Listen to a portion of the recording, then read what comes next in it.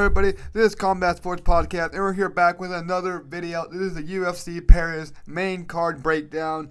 There isn't much going on this week that I'm going to do, so let's get right into it. I'm excited for this card. 2 fighting nerds on the main card next week. There's also a fighting nerd fighting in the main event. That's going to be a banger. We got some stacked UFC cards coming up. Well, I guess UFC no chair. A lot of shit has happened, but we'll talk about that next week. Also, UFC Paris has had a little bit of flip-flopping on some of the cards. They've added some events going on, if you saw in the prelims, and they also moved a card someone pulled out, as you've seen. But let's get right into it here with the main card breakdown. We got Patricio Pitbull, 37-8. This dude has been fighting for so long, and he's fucking still fighting. Like, this is what, his 3rd fight this year? And it's like not that long ago from his other fight. It's a 3rd or 4th fight this year. But it's just kind of crazy. This dude is still doing it. Started off rough, got his win back in his 2nd fight here, and his other fight before this. Now he's trying to get another win here in 2025. Going up here against a young prospect.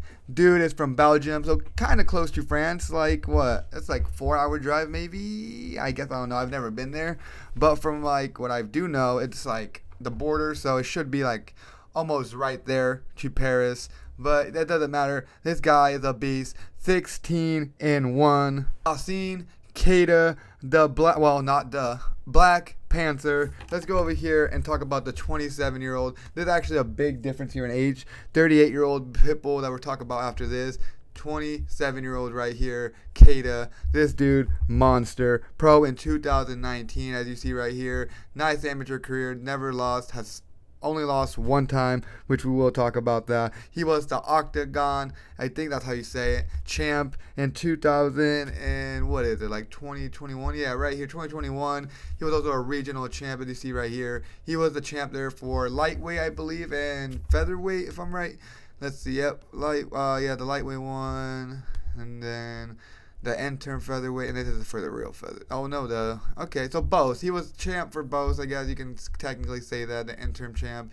But this dude, like I said, a fucking monster. His first loss is right here in 2023, and it was due to a foot injury. So is that even a loss? You guys can debate that. 5-fight win streak currently. He is a beast, making his UFC debut right here in France, not too far from home. So let's see how that goes. This guy has 10 knockouts, 0 subs, 6 decisions, and like I said already, he has only been finished once, and it was due to an injury. So let's go over here and talk about the veteran of MMA, Bellator GOAT, Pitbull, 37-8. I shouldn't even have to say much here. If you guys know, you guys should know. Like I said, veteran of fucking Bellator. People would call him the GOAT of Bellator. He was, I guess, he came into UFC a little bit late into his career, but it is what it is. He started off rough, like I said. He was pro since 2004, dude. I was alive for 2 years by that point, so that's kind of insane to even think about. This dude was fighting at, like, wow. And he was a fucking beast. Like I said, literally Bellator from 2010 to 2024. He was there he was there his whole career. Ups, only a monster there. He will forever be the Bellator GOAT. Rest in peace to Bellator. He made his UFC debut in 25, so this fucking year, that is insane. This is his 3rd fight. Okay, 3rd fight this year, like I said. Got beat up by Rodriguez, looked rough, but it is a big change to come in there. Then against Dan Ige, he came in there and looked great. Like, if he would have fought like that against Rodriguez, it would have been a different story, but he is coming off a win. This is his 3rd fight, has 12 knockouts. Let's just go look at that. 12 knockouts, 12 submissions, and 13 decisions. This guy, well-rounded. He is a fucking monster. Look at that. 24-6 in Bellator. 1-1 in the UFC. And 0-1 in Ryzen. But either way, this guy, durable too. Let's go over here and break this fight down a little more. I'm actually really excited for this fight to open up the card. Like, they know what they're doing. Fucking banger fight. Not really anyone from France, but a guy from around the corner, around the block, literally next door over.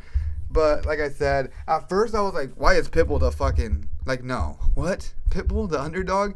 And it's not even just like a slight underdog. It's like it's almost plus 200, I want to say, but it's like, what? Did I do my little bit of research? No. I see why it's like this.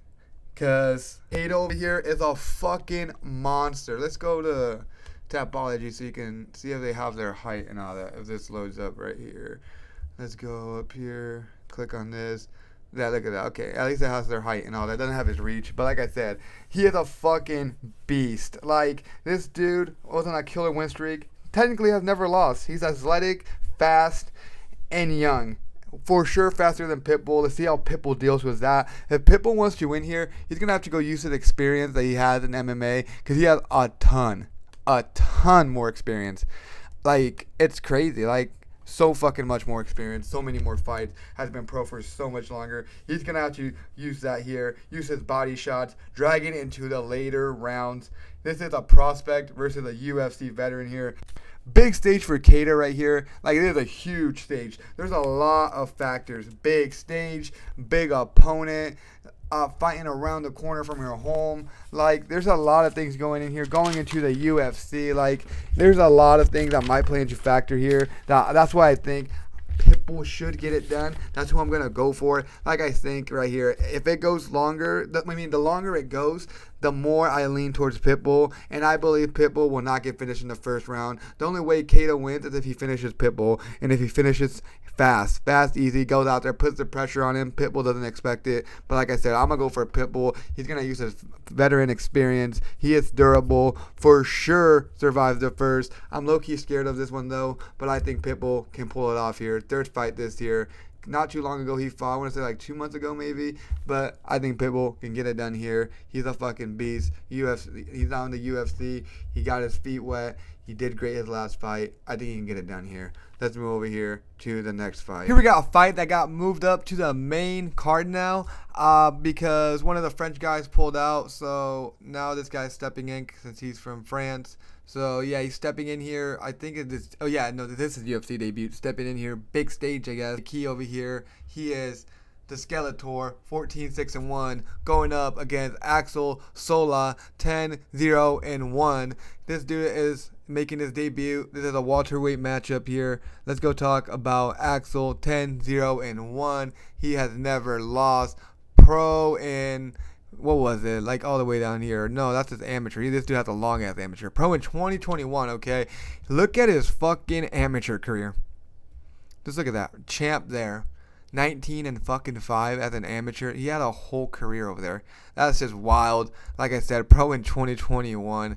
That is just so crazy. That amateur is just insane. This is why he's definitely undefeated. He was the Aries champ right here. He defended it a couple times. 1, 2, 3, had a draw there. That's his only close fight right there, his draw. This dude has been on fire, has never lost as a pro. He has 5 knockouts, 1 sub, and 4 decisions that you see right here. Of course, he's never been finished. Has he ever been finished as an amateur? Let's go find out.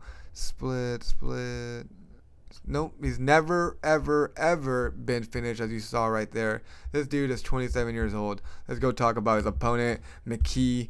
McKee's over here, Reese McKee's 14-6-1, Skeletor. I'm just going to call him Reese. This dude is 29 years old. 5-3 as an amateur. Definitely not as good as an amateur as the other one, but pretty decent. Pro in 2015, regional champ. He beat Jay Herbert here, a guy that's in the UFC now, for his regional belt right here. That's pretty cool to think about. In December 16th. That's actually pretty close to my birthday, a day after that.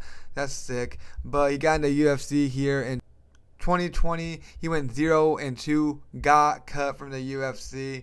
Don't know what happened there. Went to Cage Warriors, became the champ, as you see right here. Got back in the UFC in 2023. Proceeded to go on at 0-2 again. Still kept his job at that point. It's coming off a win right here by a doctor stoppage. He is 1-4 in the UFC. He has 11 knockouts in his career, 3 submissions, as you see right here, and 0 decisions, 1. He has lost 4 decisions. So if this goes to decision, what's he going to do? Probably lose.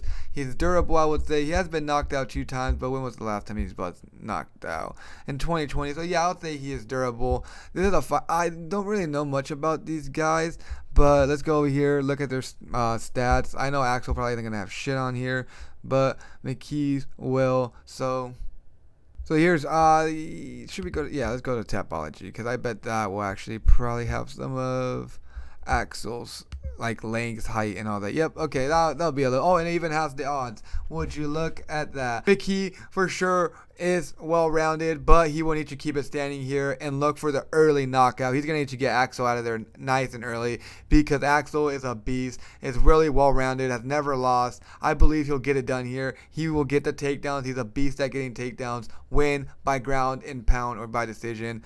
I think McKee needs to stop the takedowns. His takedown defense is not the best. Let's go check it out here. It's under 50%, and I think he loses when he gets taken down. Gets beat up on there, ground and pound. Axel, new guy in the UFC, gonna make a bang, getting a TKO finish, get the crowd rowdy. First French guy in the main card to fight here.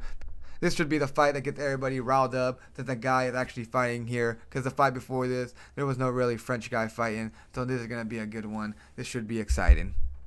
A lightweight fight here between Balaji, the Zulu Warrior, Oki, 10-2, going up against Mason, the Dragon Jones, 16-2. Let's go over here and break down Mason Jones. That's a 16-2 on Tapology.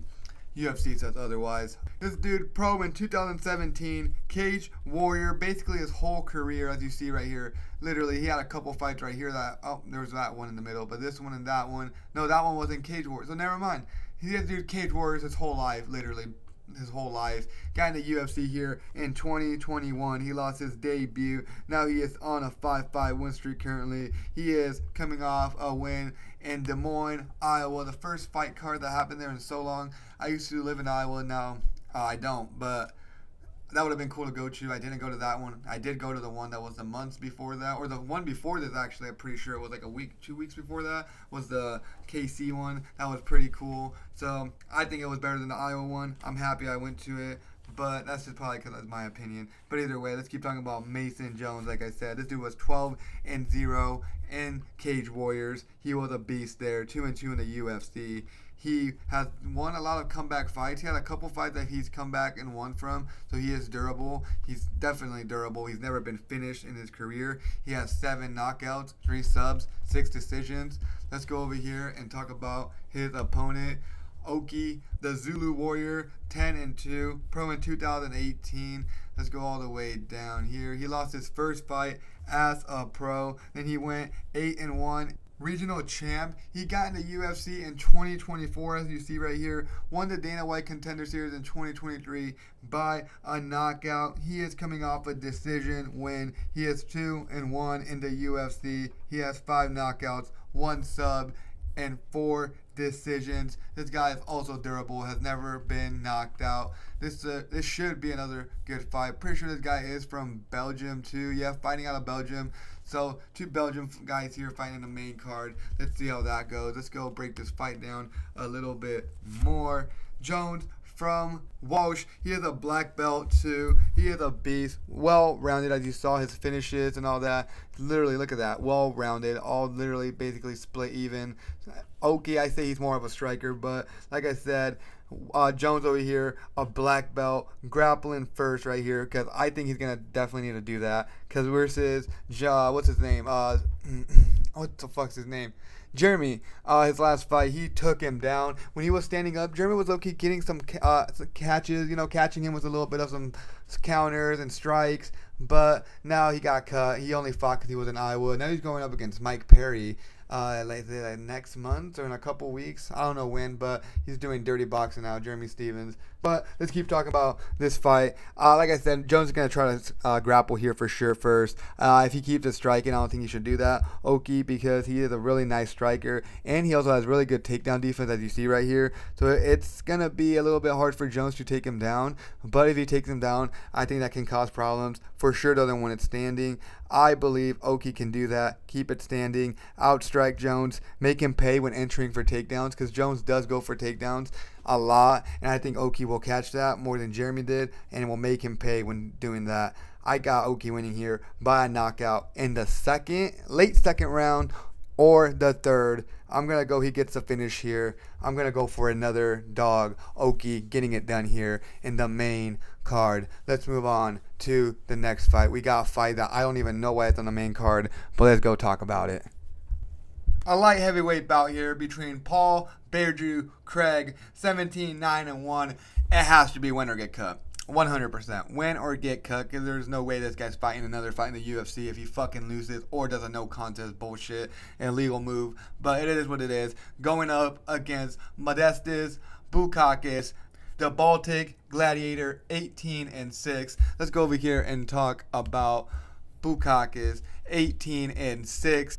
This dude, pro in 2015. He is a regional champ, as you see right here. You can look at that, regional champ. He was in Cage Warriors. Right about here, he was the champion there also. He got in the UFC in 2020. He won his debut. Then he went on a 3-fight win streak against pretty decent people, so you can't hold that against him. Their names in the UFC. Got cut. Now he's back. Got back in the UFC in 2023, as you see right here. Since then, he is 5-1, so he has gotten way better. He improved a lot. He's 6-4 in the UFC, currently riding a 3-fight win streak. 2 of them by finishes, and 1 of them was a split decision that I thought was going to be a fucking banger. They were going to bang it out. Nope, it went to a decision. It was not really what everyone thought was going to be, but he did win that fight, so that's all that matters. He is fighting his third fight this year, so that is good. He has 10 knockouts, 5 decisions, 3 submissions. He is mostly a stand-up guy, but he has been knocked out 4 times. Let's go over here and talk about his opponent, Berju, dope nickname, 17-9-1. Paul, pro in 2013, as you see down here. He was also an amateur champ, went undefeated there.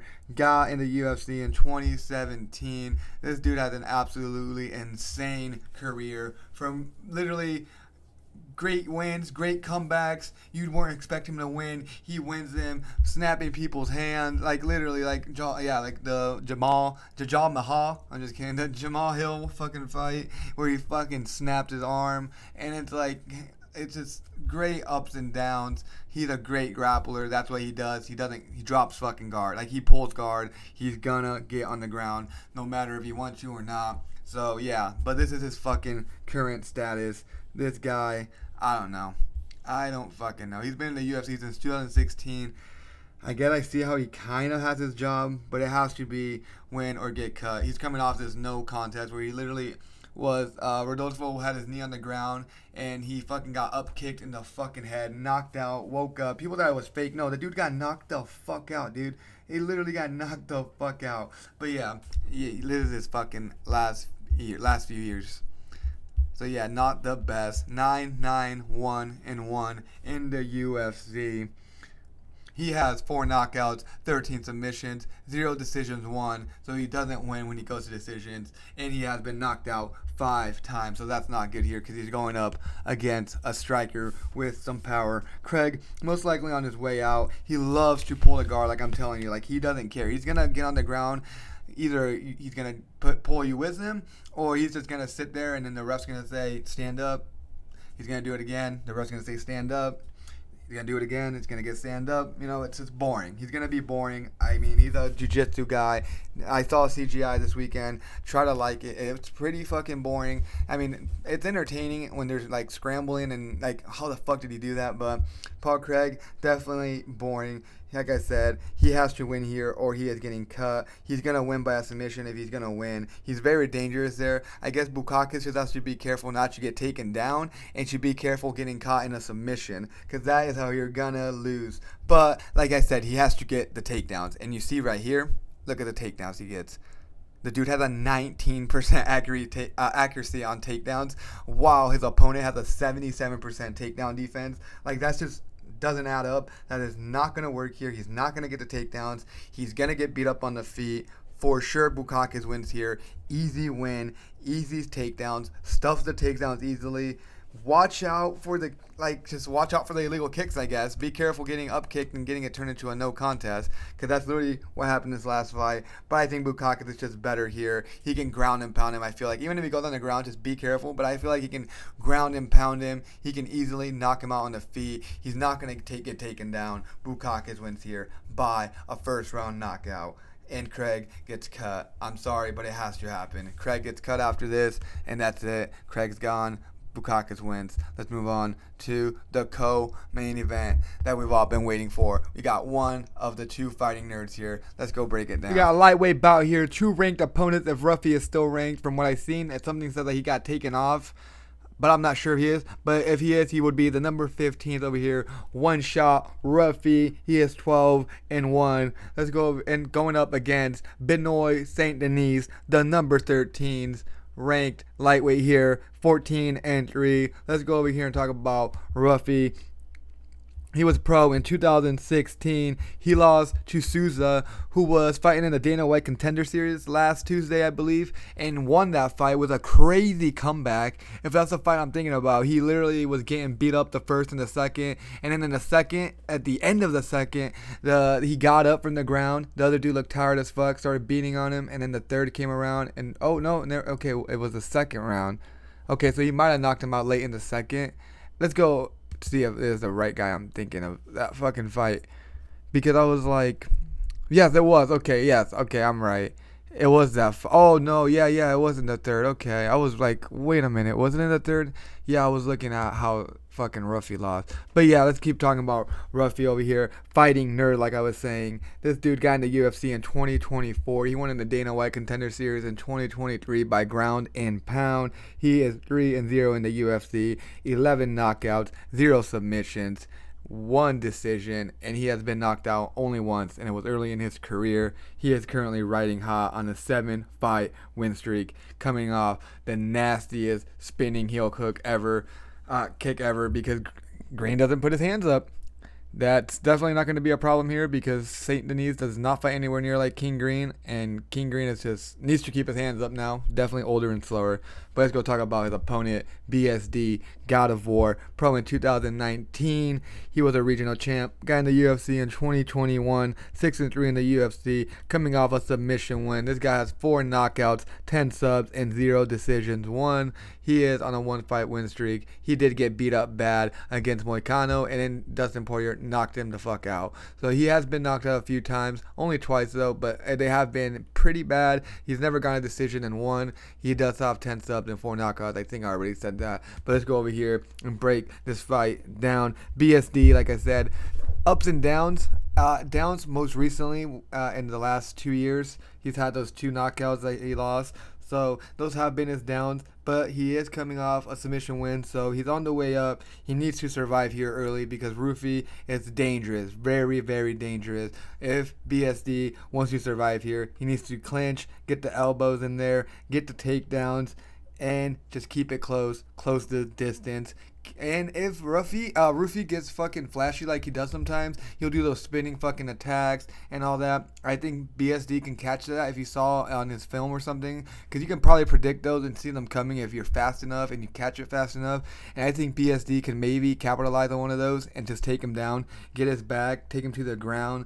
But that's if he can do that, because Ruffy over here has 100% takedown defense. He will go for the kill. Look at that, 100% takedown defense. Look at his striking. He's fast. He's powerful. 11 fucking knockouts. He will try to keep range and use his kicks, like spinning kicks that he did to King Green. He'll try like spinning attacks. Like, this dude is a fucking monster at striking. If he does get taken down, I'm seeing how he reacts. You gotta see how he reacts. If he reacts bad, there's gonna be problems. Like, if he gets taken down, that's going to be on the back of his head and he can't get back up. But he might get taken down and it might just be water on a duck's back, you know?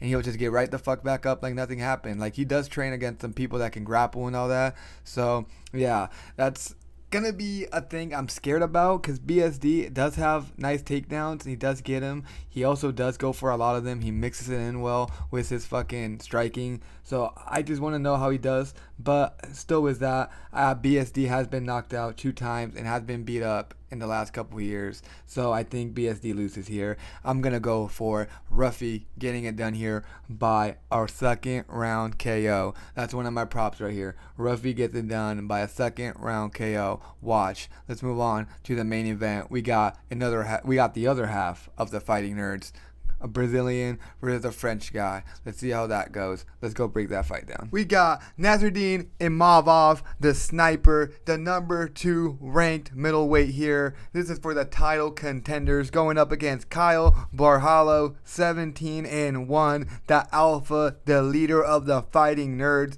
This is the title eliminator for sure. Like, whoever loses is kicked out of the whoever's gonna go for the title next, because this is a good chance whoever wins this fight is gonna fight for the title. The odds are dead even. This is gonna be a fucking banger for a main event here. I am so fucking excited. Let's go over here and talk about the number 7 ranked Kyle over here, 17-1. This dude was pro in 2014. Let's go all the way down here and check that. 2014, as you see right here, his only loss ever was his second fight as a pro in 2015. That is insane. He's been riding hot. He is on a 16-fight win streak. But as you see right here, he did lose a grappling match to Jalton Almeida, but I wouldn't really count that as a loss because it wasn't an MMA. So whatever you guys want to say, he's on a 16-fight win streak as an MMA. He's a regional champ, as you see right here. He got in the Dana White Contender Series in 2021. He won that fight by a knockout or TKO, whatever you want to say that. But before that, as you see right here, he fought against Jeffrey, who is a PFL guy. He won that fight by a decision. He did not get into the UFC or signed, or he didn't get the contract, however they do it, whatever. But he did fight, like I said already, won the fight later on that year in October 19th, got in the UFC, got his contract, and then he got his debut fight in 2022, as you see right here. He is 7-0 in the UFC. Look at that. He did have a grappling match in karate combat, as you see right there, against Brandon Allen not a couple months ago. So I didn't even know that. I guess I thought he hadn't fought since last year, but I'm wrong. I guess he had a grappling match. I didn't even see that. He has 5 knockouts, 4 submissions, and 8 decisions. 7-0 in the UFC, 2-0 in the Dana White Contender Series. The alpha. Look at that neck tattoo. I don't know how I feel about that neck tattoo. That's all I'm gonna say. But let's go over here and talk about Imavov. 16-4. He is coming off his biggest win right here against the former middleweight GOAT, whatever you guys want to call him. Israel, but that's fucking insane. This guy was pro in 2016. He lost his first fight as a pro. He was a regional champ too, as you see right here. He became the regional champ. He got in the UFC in 2020, won his UFC debut. He kind of had a little bit of a rough start in his UFC debut here, as you see, but I mean, rough, as in he had a couple losses, but ever since after that, he has picked it up. He has been doing really, really good. He is on a 4-5 win streak currently. He knocked out Izzy, caught his ass like a sniper. That's what they call him that. He has 7 knockouts, 4 submissions, 5 decisions, and he is durable. He has only been submitted 1 time, and he has lost 3 decisions. Let's go over here and break this main event down. I am so fucking excited. This is for sure, like I said, the biggest challenge for Borralho over here. This is gonna be his biggest challenge. Gotta be. I would say Imavov, but no, he just knocked out the former title fucking champ, you know, the fucking GOAT, Izzy. So definitely not his biggest matchup here. So I feel like even at that, I don't know why it's like the fact that it's even odds for that, it's just crazy. The UFC has been pushing Kyle for a while now, kinda. They just been pushing him, you know, his name, the fighting nerds, you know, like they're a beast of a camp. Overall, he is just a beast. He can grapple, he can knock you out, he can do whatever he wants with you, literally. He's a big boy. Have you seen the fucking legs on that guy? He for sure will try to pressure and mix in his grappling, but he's got to watch out because Imavov is a sniper. That's why they call him that. Sniper. He catches you. Anytime he could catch you and knock you on your ass. He has amazing takedown defense, as you see right here. He does need to watch out for the takedowns that Kyle does because he can mix that shit in really, really well. So he needs to watch out for those. I think this is all going to go down to the fucking championship rounds. I don't think there's going to be a finish early in the fight. Oh, shit. I just dropped something. Well, oh shit, the glass. I'll pick that. Oh, fuck. I hope there was nothing in it. But this is going to go down to the championship rounds. I'm telling you that right fucking now. I don't know what's going to happen, but It has to, because I don't see Imavov getting finished unless he gets caught by Kyle. But Imavov's so good and durable that I just don't see that coming. And he is coming off his biggest fucking win. It's gonna come down to whoever gets tired and who wants to win it when it matters the most. In the championship rounds, this is gonna go out and prove to you that they can fight for the championship here as a middleweight. Who's gonna go up and beat up on Kazmat? This is it. Like, this is gonna prove to you who can stuff the takedowns, who can stand. If you're tired, who's gonna win? If he's taking you down all the time, who's gonna win? This is gonna come down to the fourth and the fifth. I'm calling it right the fuck now. And with that going as said, I think that will lead towards Imavov's favorite. He will get the win here. He will pull off a really close win. Maybe slap a fucking split decision in there, because it's going to be that fucking close. But I do think he's going to win. He is in France. This is his home country. It should help motivate him a little bit. Yeah, I know Borralho's from fucking Brazil, so it probably doesn't matter where he's fighting. He's probably fighting all the time. But I'm telling you, that's going to help Imavov here. His home crowd. He's going to make the crowd go crazy. I'm going to say there's going to be an upset, because people are probably banging on Kyle. He's hot. He's the fucking talk of the UFC. He's a fighting nerd alpha. I got fear spirit on my neck. You know, the natural. You know, it's like he's like, I don't know. I think Imavov shuts that shit down. This fight comes out here, stops Kyle in the fighting nerds, fucking hype trains, wins, controls the distance correctly, uses his fucking shots, call him the sniper for a reason. That's how he wins. Snipes shots, wins, uses a striking to win it here. I got him winning by a decision. Let's go over here and recap the whole fucking card. Well, I guess the main card. Yesterday I did the prelim, so go check that out. Like and subscribe. Like that video. But let's go over here and talk about the recap a little bit. I'm going to go here. The number ranked 11 featherweight. I got Pitbull getting it done here. Gonna get the upset. His opponent is a fucking beast. He's fucking athletic. He's fast. He's young. But Pitbull has experience. The other dude doesn't really have takedowns defense like that. I think Pitbull takes him down, wins here. And then I got Axel winning here. He's a fucking beast. This dude's so young. Whoever they put McKee or whatever up against, that dude's literally a fucking guy that just gets set up for failure. He's gonna get set up here. They're setting him up for France. He's gonna lose here by a knockout. Axel's gonna make the crowd go crazy. And then it's gonna go on to the next fight after that, where Oki's gonna get off an upset, because Oki's a beast from Belgium, not too far from there. Then I'm gonna go for Bukauskas getting another knockout win here, because Paul Craig just drops guard, and that's all he wants to do. He's not really a striker. And then I'm gonna go for the co-main event. Ruffy getting it done here, controls the distance, like keeps his distance. I mean, uses his spinning kicks and all that. He wins here, stuffs the takedowns and wins. I think BSD has been knocked out a few times his last few years, so that's going to affect him here. He doesn't survive this and lose this in the second round. Then I got in the main event, I got Imavov getting it done here by a decision. Controls the distance correctly, uses his takedown defense that he's great against, and strikes with him, snipes shots, and wins by decision. Thank you everybody for watching this video. That is it for UFC Paris. Coming back hard. I like that. UFC coming back stacked. Next week we got UFC Noche. A lot of mixed matches in that. Like, I don't know what's going on. There's been a lot of canceled fights and all that, but we'll talk about that next week. Thank you everybody for watching. Like and subscribe. Have a great one.